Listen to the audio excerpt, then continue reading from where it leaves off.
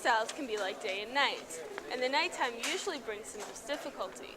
But this nighttime controversy isn't about when children should go to bed, it's about where.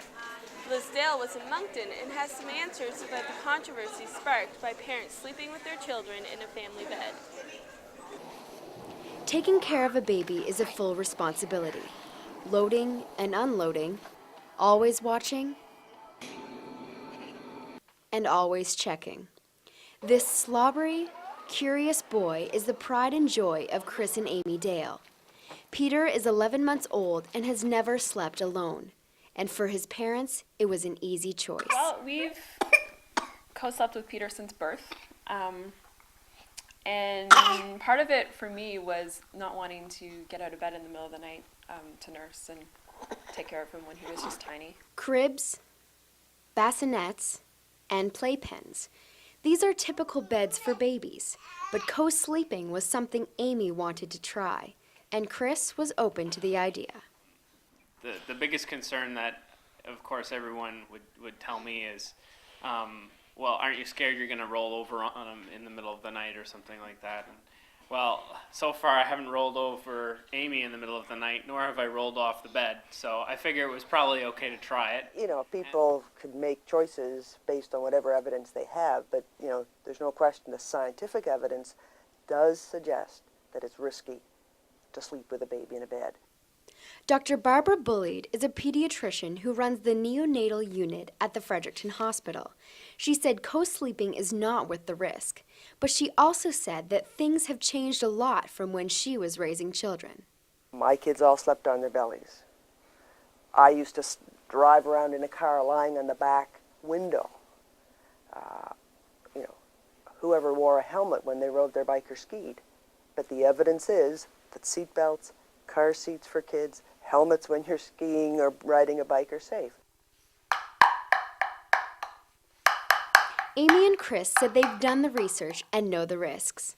Safety comes first in their house, in their car, and in their bed.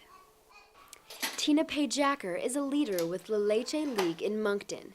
The internationally renowned organization promotes and educates parents on issues like breastfeeding. Page-Jacker is also a mother of two. She said there is research that sleeping safely in a family bed can actually be safer for a baby. So what they've actually shown now, which shows a lot of promise, is the fact that when a baby stops breathing, which tends to happen, it can happen upwards of the first year of life, you know, where they're not quite into that habit per se of breathing and can just stop, that a mother will stop and literally catch her breath or wake up within seconds of that happening and be able to stimulate a baby into breathing again. Page-Jacker said parents shouldn't co-sleep without the right safety precautions. While limited in Canada, research done in the USA showed that most infant deaths in an adult bed happened because the mother was intoxicated or on medication. Media surrounding the issue has co-sleeping mothers worried that others might miss out on this chance to bond with their baby.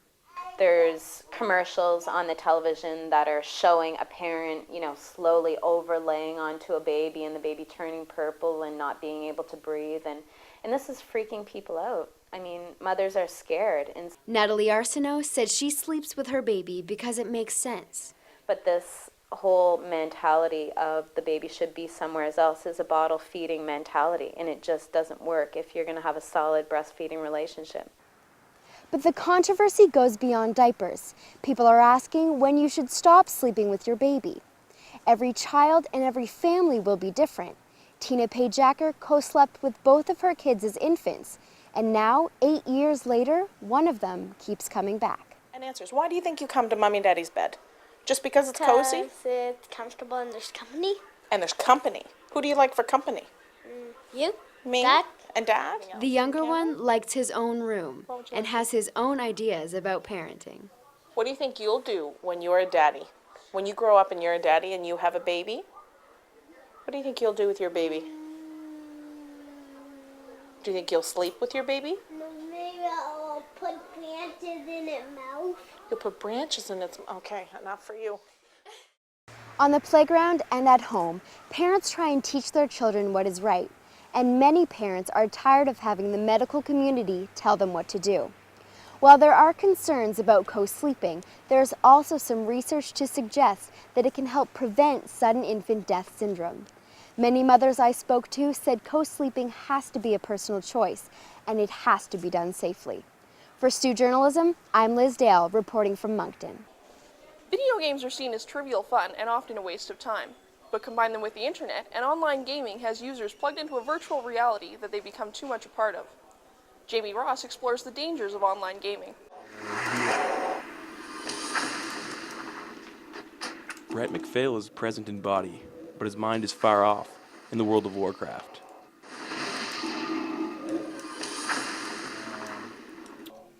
There, he's a mage, battling his way through a virtual reality of mythological creatures. World of Warcraft is a massive multiplayer online role-playing game that connects thousands of monthly subscribers across the globe. But it's not all fun and games.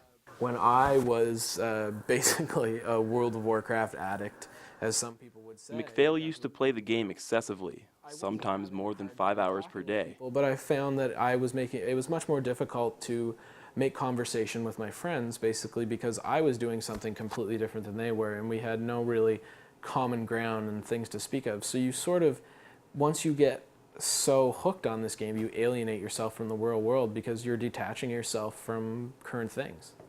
He says the experience opened his eyes to the possibility that video games are habit-forming and maybe even addictive. Well, video game addictions certainly is a legitimate problem for some people. Dr. Richard Nicky is a retired psychology professor at the University of New Brunswick. He conducts gaming addiction research and has done specific work concerning the World of Warcraft. Nicky says he's found that people who play the game excessively use World of Warcraft as a vehicle to escape stress from their daily lives, causing them to break their social ties. And we found that indeed stress was a factor, that when people are more highly stressed, they're more apt to play World of Warcraft excessively. Okay. Also, we found that if they do play World of Warcraft, they're more apt to zone out, to dissociate is a word that we use, dissociation. That is, they're able to kind of numb out or zone out, say they're able to get away to escape from their stresses. McPhail denies using the game as an escape, but said it made him negligent to the world around him. I could have been doing better in school, which I definitely did sacrifice a lot of hours of potential schoolwork to play the game. He suffered both socially and academically, a sentiment Nicky says is common in excessive gamers. It could result in academic failure, or it could result in poor grades, or maybe even poor relationships. And you talking to people? Though some criticize the game as being antisocial, it actually promotes interaction, with users communicating over a headset or the keyboard. You just click on the little horde icon on the minimap and it'll tell you what Eye of the Storm number you're in. McPhail says games like these give people a sense of belonging they might not find in real life because they have a hard time fitting in. You have people who in the real world are being brought down to a level so low by their peers and just basically other people's opinions of them that they look for an escape in a game like this, where it's easier to gain a specific status in a game like World of Warcraft than it is in real life. Video gaming addictions aren't yet recognized by the Clinical Psychology Handbook as a mental disorder, but Nicky expects to see them there in the near future, falling under the umbrella of the internet. As for McPhail, he says he's reformed and only plays the game in moderation for less than a few hours per week. For Stu Journalism, I'm Jamie Ross. Stay tuned. Tattoos and online gambling after the break.